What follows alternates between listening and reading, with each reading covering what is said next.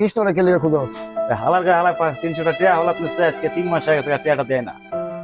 খুঁজা লাগে ও তো ওয়ার্কশপে কাজ লইছে। কোন দোকানে আছে আয় আমার লগে আমি দেখাই দেই। আয় কি কস আর খুঁজা লাগবো?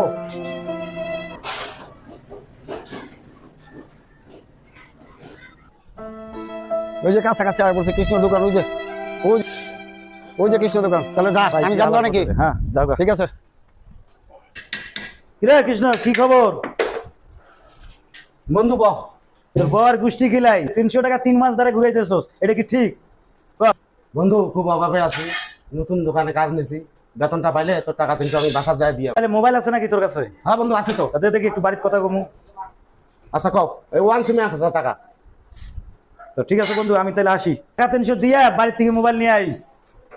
বন্ধু তোমারে শোনো তোমারে না কইলাম আমি প্রথম বেতন পাই না টাকা 300 দিমু। এইরকম বহুত নাটক দেখছি, আর নাটক দেখার সময় নেই, যা কইছি আরে শুনেন, মোবাইলটা দিয়ে যা। এই কিসে বাবু? এই কিসে দিকা সদিকা? এই কিসে রে কৃষ্ণ এদিকা? আরে 3 মাস আগে 300 টাকা নিছিলাম, হ্যাঁ তো দিতে পারি নাই, অভাব। ও মোবাইল নিয়ে যাইতেছে। তুই মোবাইলে এইরকম বহুত নাটক দেখছি, আর কোনো নাটক নেই। তোমার যদি এত মায়া লাগে তাহলে তুমি টাকা দিয়ে মোবাইলটা নিয়ে দাও। বন্ধু আছো, বন্ধু আচ্ছা আচ্ছা থাকা মোবাইল দে, আমি 300 টাকা দিয়ে দিতেছি। এই যে তোর 300 পাইছস? ঠিক আছে বন্ধু, ওর লগে ঝামেলা শেষ? ঝামেলা শেষ। আচ্ছা যা তুই। ঠিক আছে দিছ, তাহলে তুই আমার বাসার দিকে 300 টাকা দিয়ে মোবাইলটা নিয়ে আসিস।